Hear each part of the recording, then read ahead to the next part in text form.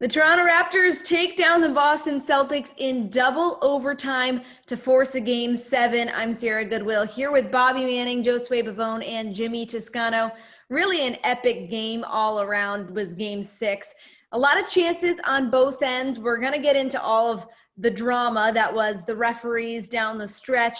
But first of all, I want to talk about, do you think the Celtics blew this game? Did they have enough opportunities that they just didn't take advantage of? No, they didn't blow it. The Raptors came out and took this game. Kyle Lowry, Norman Powell in particular, rose to the opportunity in double overtime. And that was a critical decision by Nick Nurse, putting him in there over a center. It's what I want to see. They played small from the fourth all the way through those overtimes. And Tice was great. I like the decision to keep Tice in there, even though the Raptors are going small. He makes key buckets inside. But you see down the stretch, they get the switch onto him, and Tice was moving just a little bit too slow, and Powell was able to get shots off over him, Lowry as well. The critical shot was Lowry over Kemba.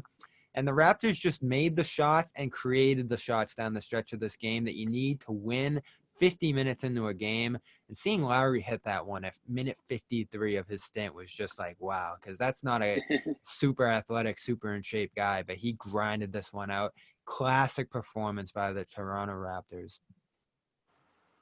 Yeah, I mean, you got to give credit to the Raptors for what they did, especially in those double overtimes. Kyle Lowry, wow. I mean, he really did remind me of how special a player that he is. But you can't forget those epic turnovers from Jason Tatum, which is really not like him to do that down the end of a stretch like that. The Celtics really relied on him, or at least they were turning to him, led the team in scoring all night long. When other guys were going, it seemed like he was sort of in it, and then he was out of sync a bit. But then he got back into it, and I feel like he was just being a little too stubborn with trying to force the issue inside. I think he didn't want to elect to, or at least feel like he was reverting to taking that three-pointer the way Marcus Smart had been doing at times, or Jaylen Brown. I just think he really wanted to beat these guys off the dribble, get an easy two, or get to the free throw line. And, of course, it just didn't work out for him. He started dribbling into double-team coverages, really – a handful of costly turnovers that I think did the Celtics in, even though they did have a chance at the very end to pull it out. But of course, you got to give props to the Raptors because they were able to capitalize on those opportunities and then create some huge, huge plays down the stretch. Yeah, I thought game 3 and game 4, the Celtics beat themselves. And I know that didn't sit well with Bobby, especially in game 4. But I'm not going to say that the Celtics beat themselves in game 6. That would be kind of foolish and stubborn and blind Celtics homer of me to say that. So I won't say that. I think the Raptors earned this win. I thought the Celtics, obviously, Josue mentioned it, the turnovers were extremely frustrating from Tatum and Brown. I mean, as good as Brown is, when he has the ball and he's moving with it, I still hold my breath because I feel like he can be a little fumbly with the ball in his hands there. And it's sure enough, it happened again. He got swiped in that overtime, second overtime there, I think it was. But I think the Raptors and Kyle Lowry especially, he just showed that he's just a bad man. You know, I mean, this guy is a proven winner, champion, and that's the Kyle Lowry that Raptors fans have been telling everybody that, just wait until you see what Kyle Lowry can do. Well, the one thing you want to give the Celtics, knocking the Celtics for is allowing the Raptors to get to a game 6 and allowing them to play the way they did, because now you've got a Raptors team that, has shown what they're capable of, and maybe they're feeling good about themselves. But if I'm the Celtics, I'm still feeling good about going to game 7 with the guys I have. So we didn't talk about Kemba Walker because you live with what you got out of Marcus Smart. You're pleased with that. Jaylen Brown and Daniel Tice. Jason Tatum, like you mentioned, some costly turnovers. But Kemba, again, just 11 shots. I know he was cold from the floor, so that probably prevented him from being as aggressive as he should have been. But just another, really terrible offensive outing for him. How much better does he need to be, and how reliant are the Celtics on his performance for a Game 7 win? It becomes critical because of how poorly Tatum's handling the ball in this series. And when he's that lead man in the pick and roll, he's made too many mistakes here. He's getting blown up. He's over dribbling.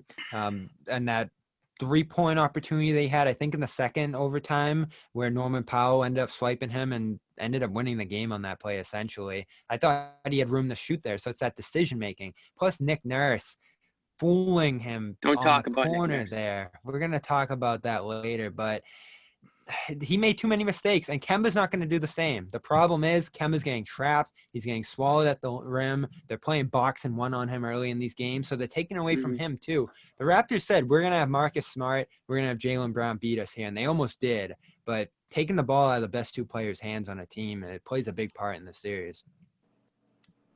Yeah, then Kyle Lowry also plays a part here as well. What he's been doing defensively has just made Kemba a bit uncomfortable. It's forcing them, or I shouldn't say forcing, but challenging Kemba Walker to take more threes, giving him that open space. And what did he do? 1 for 6 tonight. So he was really struggling a bit, but you still always had that sense that he's going to be able to flip that switch in the fourth quarter. It didn't happen. I want to see this now in the third quarter in Game 7.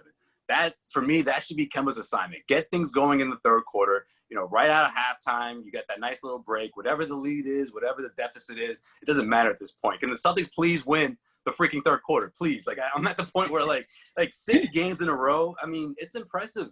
I know Toronto Raptors are a tough team on both ends of the floor, but coming out of halftime, you have to show some presence, some sense of urgency. The Celtics had a small lead heading into that second half, and it was out the window by the time they head into the fourth quarter. Can't let this happen in Game 7. Right now, I think that should be Kemba's assignment. Third quarter, Kemba. I want to see it. I want to see the heart checks again going into Game 7, but Kemba's got to put it on his own heart, right? Not to say that he doesn't have heart out there, but he can't go 0 for 3 to start the first half of Game 7, and that's what happened in Game 6. 0 for 3. I mean, that's after game 4, was it? We said how much more aggressive he needed to be because he only took, I think it was 9 shots. And yeah, exactly. And to go 0 for 3 to start the second half, to start the first half of Game 6, you're not getting yourself going at all. You're not in any rhythm. You're not in any groove. Everybody else is now looking to get theirs because they're in whatever zone they're in. Jaylen Brown takes 18 shots in the first half, and you take 3? I mean, come on, Jaylen. The defense guides them. I mean, in that fourth quarter, Kemba Walker needs to adjust. Then the Celtics need to get him open or get him more shots because he needs to get going. We talk about how the Raptors go as Kyle Lowry goes. Well, you can make that same argument for Kemba Walker. He needs to be on his game, getting his guys going, but also getting himself going so that we get cardiac Kemba in a late game situation where you need him to hit a big shot. Yeah, I think Kemba needs to force the Raptors to adjust because once he hits a couple of those three-pointers, they're not going to give it to him anymore. And then that's when things get really complicated for the Raptors, as we saw, I should say, in Game 1. But he was also able to drive and get to the rim on pick and rolls and those things in previous games. So I'm not saying he needs to get 12 three-pointers. He needs to get to the line and get comfortable that way. The one shot he needed to make was the one at the end of the fourth quarter. And he took credit for that too. So yeah, well, we'll continue to have all your Boston Celtics coverage leading up to that pivotal and decisive Game 7. Will their season continue, or will it be a disappointing end in the semifinals? We got you covered over on our website at clnsmedia.com, and as always on our YouTube channel at Celtics All Access.